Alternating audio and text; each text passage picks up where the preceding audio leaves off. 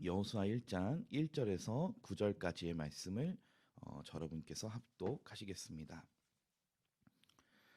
여호와의 종 모세가 죽은 후에 여호와께서 모세의 수종자 눈의 아들 여호수아에게 말씀하여 이르시되 내 종 모세가 죽었으니 이제 너는 이 모든 백성과 더불어 일어나 이 요단을 건너 내가 그들 곧 이스라엘 자손에게 주는 그 땅으로 가라.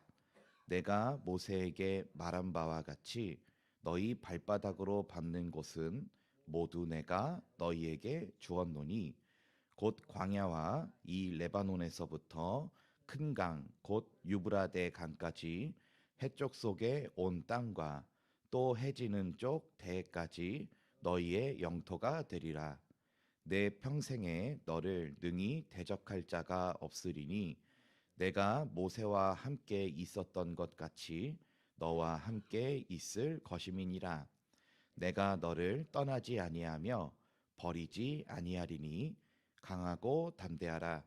너는 내가 그들의 조상에게 맹세하여 그들에게 주리라 한 땅을 이 백성에게 차지하게 하리라.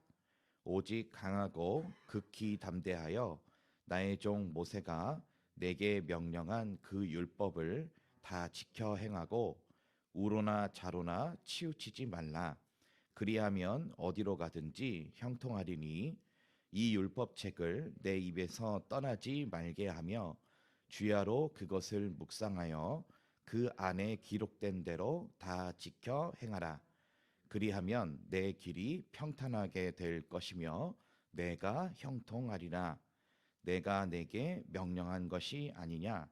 강하고 담대하라. 두려워하지 말며 놀라지 말라. 내가 어디로 가든지 내 하나님 여호와가 너와 함께 하느니라 하시니라. 아멘.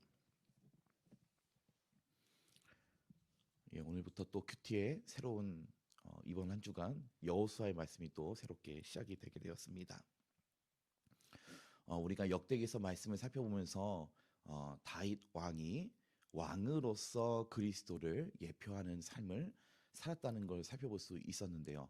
오늘 나오는 이 여호수아라고 하는 인물은 모세의 추종자였으며 그 이름의 뜻은 여호와는 나의 구원이시다라는 뜻을 갖고 있습니다. 한마디로 구원이란 뜻을 갖고 있다라는 것입니다. 자, 그래서 이 여호수아는 이 포로기 이후에 이, 이 선지자들이 이 번역을 할 때 여호수아라는 이 인물을 포로기 이후에는 예슈아라고 번역을 하게 되고요. 이 예슈아라는 이름은 이제 예수님이 오시고 나서 예수로 이렇게 예수스 이렇게 번역이 되게 되죠. 자, 그래서 우리 주님의 이름이 구원이신 것처럼 이 여호수아라는 인물도 똑같이 여호와는 나의 구원이시다라고 하는 이 구원이라고 하는 이름의 뜻을 갖고 있습니다. 자, 그래서 여호수아의 삶은 단순히 한 사람의 삶이 아니라 하나님이 그를 통해서 허락해 주신 그리스도가 앞으로 하실 일에 대한 모형이 되는 삶을 또한 살았다라고 하는 이런 어떤 축복적인 그런 삶을 살았던 인물이 이 여호수아라는 인물입니다. 자, 그래서 오늘 읽은 이 여호수아서 1장을 보면은 이제 모세가 죽은 후에 하나님께서 여호수아와 이야기하시기 시작하셨다고 말씀하고 계십니다. 저희 1절 말씀 읽어보실까요?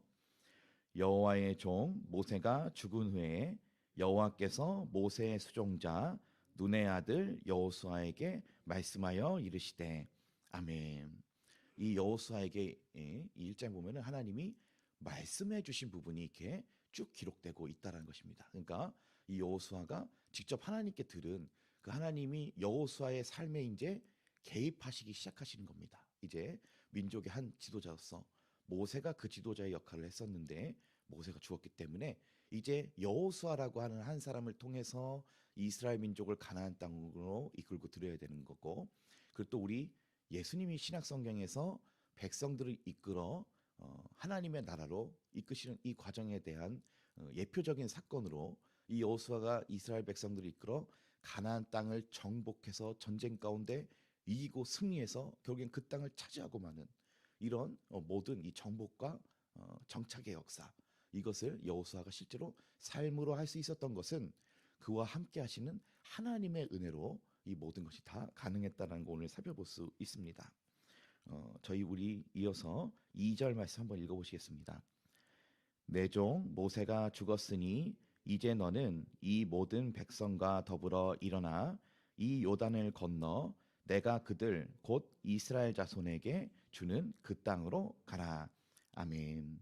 자, 이 말씀 보시면 하나님이 그 이스라엘 자손에게 땅을 주신다라고 이야기하고 있다는 것입니다. 자, 그러니까 한마디로 얘기하면 여호수아가 대단해서 그 땅을 차지한 건 아닙니다. 하나님이 함께 주셨기 때문에 그 땅을 차지할 수 있다라는 것입니다.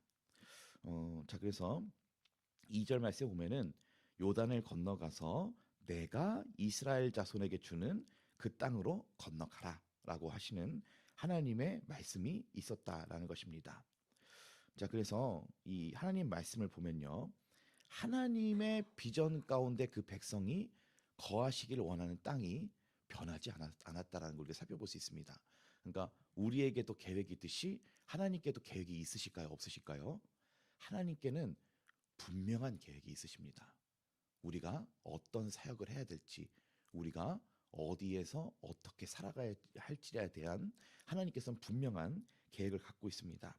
신명기 1장 33절에도 보면 이런 말씀이 있습니다. 그는 너희보다 먼저 그 길을 가시며 장막질 곳을 찾으시고 밤에는 불로 낮에는 구름으로 너희가 갈 길을 지시하신 자이시니라. 아멘. 여러분, 하나님께서 우리의 목자라는 사실을 절대 잊지 않으시는 저 여러분 되시길 소원합니다. 우리는 우리가 힘겹게 찾고 구하고 혼자 우리가 개척해서 살아가는 삶이 아닙니다. 하나님이 먼저 가서 앞서가시고 예비하시면 우리가 그곳에 뒤따라가서 거하면 되는 삶이 우리의 삶이다라는 것입니다. 그래서 하나님이 우리의 목자로 계시다라고 하는 사실을 항상 잊지 않는 저 여러분 되시기를 소원합니다. 어제 강사 목사님 말씀처럼 혼자는 패하겠지만 두 사람이면은 패하지 않는다, 이렇게 맞설 수 있다 말씀해 주시지 않았습니까? 주님이 우리의 목자가 되신다면은 우리가 어찌 맞서지 못할 수 있겠습니까? 주님이 우리와 함께 걸어가시고 하나님이 우리가 먼저 그 장막질 곳을 찾아주신다는 것입니다. 그래서 2절 말씀에도 보면은 내가 주는 그 땅으로 가라라고 말씀하고 계시다는 겁니다. 3절 읽어보시겠습니다. 내가 모세에게 말한 바와 같이 너희 발바닥으로 밟는 모든 곳은 모두 내가 너희에게 주었노니. 아멘. 이 3절 말씀 보면은 아직 이 이스라엘 사람들이 가나안 땅으로 들어가기 전이고 하나님이 이렇게 말씀하신다는 걸 살펴볼 수 있습니다. 너희가 앞으로 발바닥으로 밟는 곳은 내가 이미 너희에게 줬다 라고 이렇게 말씀하고 계시다는 것입니다. 주실 것이다 라고 미래형으로 얘기하신 게 아니고요, 주었다, 하나님이 이미 넘겨줬다는 것입니다. 하나님이 그 토지를 이미 마련을 하셨다라는 것입니다. 자, 그래서 오늘 우리가 한 가지 깨달아야 될 것은 이것이 있습니다. 우리가 앞으로 밟고 걸어가야 그 할 땅은 이미 하나님이 우리에게 넘겨주신 땅이다라는 것입니다. 하나님이 우리에게 넘겨주신 후에 우리가 그 땅을 밟게 하신다라는 것입니다. 또 이렇게 비슷하게 말씀하신 부분이 있습니다. 하나님께서 보면은 하나님께서는 우리에게 주실 땅을 미리 마련하지 않고는 그 길을 인도하지 않고 기다리게 하신다라는 것입니다. 저희 창세기 15장 16절 제가 읽어드리겠습니다. 하나님이 아브라함에게 주신 말씀입니다. 내 자손은 4대 만에 이 땅으로 돌아오리니 이는 아모리 족속의 죄악이 아직 가득 차지 아니함이니라 하시더니. 아멘. 하나님이 아브라함과의 그 언약 가운데, 횃불 언약 가운데 하나님이 아브라함에게 들려주신 말씀이 이겁니다. 내가 너희 자손을 4대 만에 이 땅으로 돌아오게 할 건데, 왜 4대냐면 그 땅을 차지하고 있는 아모리 족속의 죄가 아직 그 악이 아주 충만한 데까지 이르지 않았기 때문에 아직 4대를 기다려야 된다. 하나님이 이렇게 말씀하신 것이다. 그래서 하나님께서 굉장히 공의로우시고 정직하시고 또 그리고 아주 구체적으로 이렇게 그 길을 인도해 주신다는 걸 살펴볼 수 있습니다. 자, 그래서 이 아브라함에게도 하나님께서 아직 그 땅을 비우기에는 그 사람들의 죄가 차지 않았기 때문에 4대가 필요하다라고 이렇게 말씀하셨다는 부분을 이미 살펴볼 수 있습니다. 자, 그래서 우리가 3절 말씀에 하나님께서 그 땅을 이미 주었다라고 하시고 그리고 이제 그 땅으로 건너간다라는 것입니다. 자, 그래서 여러분, 이 광야의 구름이 그 출애굽한 이스라엘을 인도한 그 광야의 구름이 날마다 전진하는 게 아닙니다. 가다가 쉬었다가 가다가 쉬었다가 하는 것입니다. 그래서 우리는 그냥 갈 때 가고 멈출 때 멈춰 있고 해야 되는 것입니다. 그래서 주님은 항상 우리를 인도해 주신 분이십니다. 그래서 우리는 주님의 인도하심을 우리가 믿으셔야 합니다. 자, 그리고 주님이 인도하실 때 지나치게 몰거나 위험한 곳으로 인도하시지도 않으십니다. 저희 우리 4절 말씀 이어서 읽어보시겠습니다. 곧 광야와 이 레바논에서부터 큰 강 유브라데 강까지 해쪽 속의 온 땅과 또 해지는 쪽 대해까지 너희의 영토가 되리라. 아멘. 우리가 두 번째로 살펴볼 수 있는 주님의 인도하심은 매우 구체적인 인도하심이다라는 것입니다. 저희 4절 말씀에 보면은 주님이 아주 지목을 하십니다. 광야 그리고 레바논에서부터 큰 강 유브라데 강까지 그리고 해쪽 속이 다스리고 있는 땅 그리고 해 지는 쪽 저쪽 대해까지 서쪽의 대해까지 너희의 영토가 되리라. 그래서 위아래가 어디까지인지 그리고 우로부터 좌가 어디까지인지를 그 영토를 아주 구체적으로 하나님 말씀해 주십니다. 그래서 이 우리가 말씀하시는 하나님 그리고 이 말씀 속에 아주 구체적으로 하나님이 인도해 주시는 하나님이시라는 분을 우리가 또 살펴볼 수 있습니다. 이렇게 하나님께서는 이 말씀으로 인도해 주시는 분이십니다. 제가 예전에 가르쳤던 한 학생이 이런 말을 한 적이 있습니다. 대학 진학을 앞두고 두 군데 대학을 고민하고 있다가 어디로 가야 할지를 심히 고민하고 있는 겁니다. 그러다가 말씀 뽑기를 했는데 이런 말씀이었습니다. 새해 말씀 뽑기 하나 하지 않습니까? 그때 이런 말씀 뽑은 겁니다. 내가 바다 끝에 가서 거주할지라도 거기서도 주의 손이 나를 인도하시며 주의 오른손이 나를 붙드시리이다. 아멘. 이 시편의 13편 9절에서 10절까지 말씀인데요.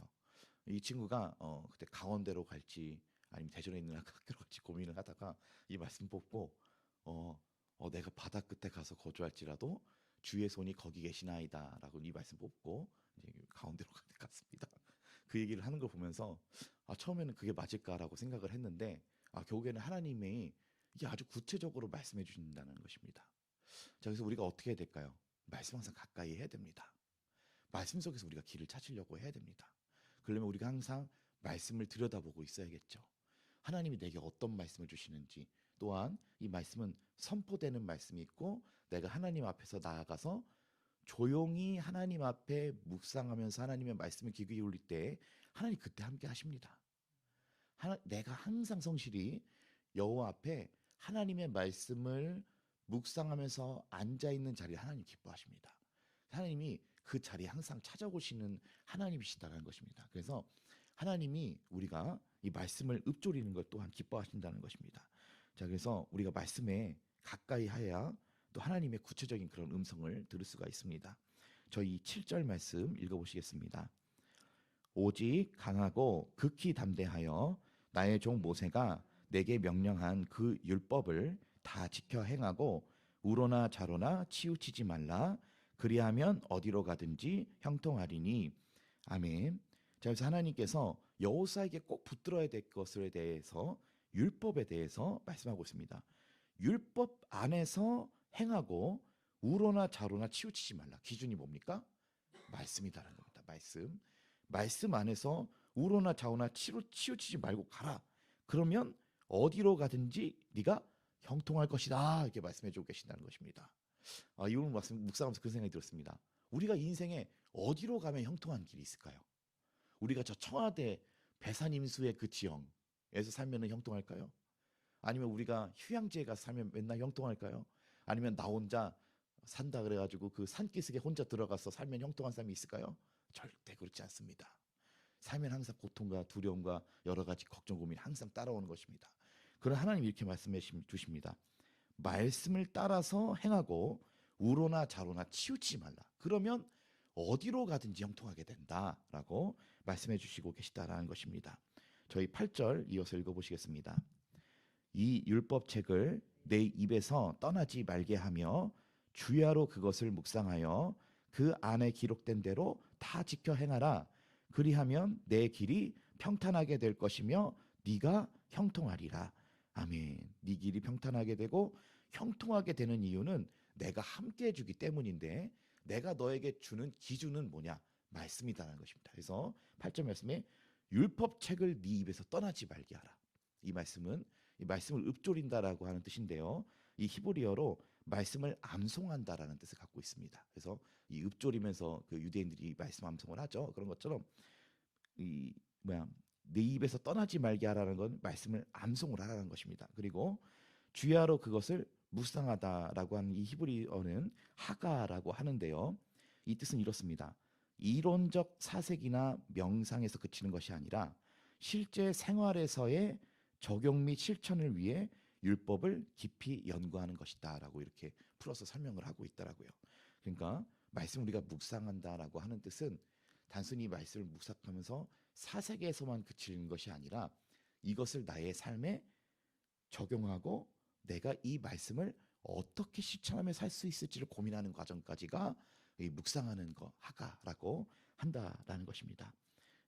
묵상하여 그 안에 기록된 대로 다 지켜 해라. 그러면 네 길이 평탄하게 되고 네가 형통하게 될 것이다라고 말씀해 주시고 계시다는 것입니다. 결국 우리가 하나님의 말씀을 가까이 하면 된다는 것입니다. 여러분, 때로 너무 고통스러울 때, 힘들 때가 있지 않습니까? 그냥 말씀에 가까이 가면 됩니다. 그냥 말씀대로 살아가면 됩니다. 내가 그냥 말씀 안에 들어가 버리면 됩니다. 말씀 묵상하고 말씀을 암송하고 말씀 붙들고 살아가면 된다라는 것입니다. 자, 그래서 시편 1편에도 복 있는 사람은 말씀을 주야로 묵상하는 자라고 또한 하셨지요. 저 이어서 9절 말씀 읽어보시겠습니다. 내가 내게 명령한 것이 아니냐? 강하고 담대하라. 두려워하지 말며 놀라지 말라.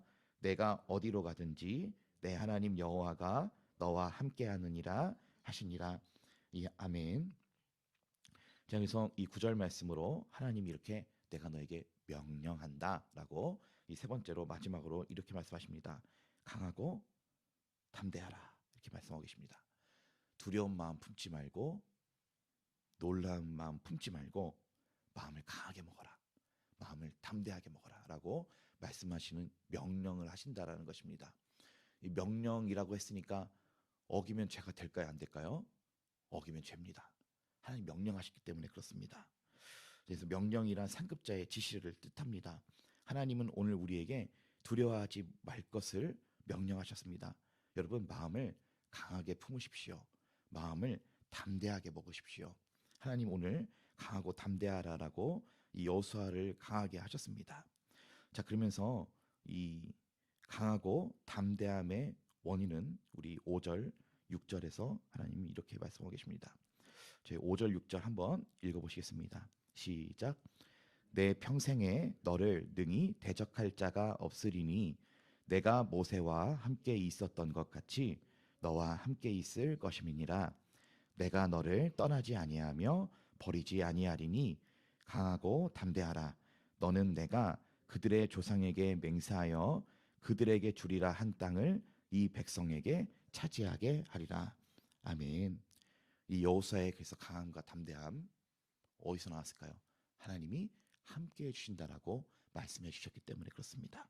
자, 그래서 여호수아는 흔들림 없이 그 가나안 땅을 두려움 없이 강하고 담대하게 차지하는 그런 리더의 역할을 잘 함께 감당하게 됩니다. 저희 한번 따라해 보실까요? 하나님은 내가 어디로 가든지 나와 함께 하신다. 여러분, 이 묵상이 중요한 겁니다. 우리가 묵상을 하면서 이 글로 쓸 때 주님 말씀에 대한 확신이 들어옵니다. 아, 그렇구나. 이 두려워하는 마음, 하나님 나와 함께 하실까 걱정하는 이 마음이 이 묵상을 할 때 다 해결이 됩니다. 하나님이 나한테 강하고 담대하라고 말씀해 주셨다. 두려운 마음 먹을 거 아니구나. 놀라는 마음 먹을 거 아니구나. 하나님이 나와 함께 하신다라고 하는 이 약속이 우리 안에 들어오게 된다는 것입니다. 말씀을 좀 마무리하도록 하겠습니다. 여러분, 하나님이 함께 해주신 경험이 있으십니까? 네, 우리가 이 경험을 통해서 우리가 강하고 담대한 미래를 우리가 준비할 수 있습니다. 우리가 한번 이 시간 하나님이 내 인생에서 나와 함께 해주셨던 그 경험을 좀 돌이켜 보시길 소원합니다. 내가 어떻게 여기까지 있을 수 있었나? 내가 이런 어려움이 있을 때 하나님은 어떻게 해주셨나?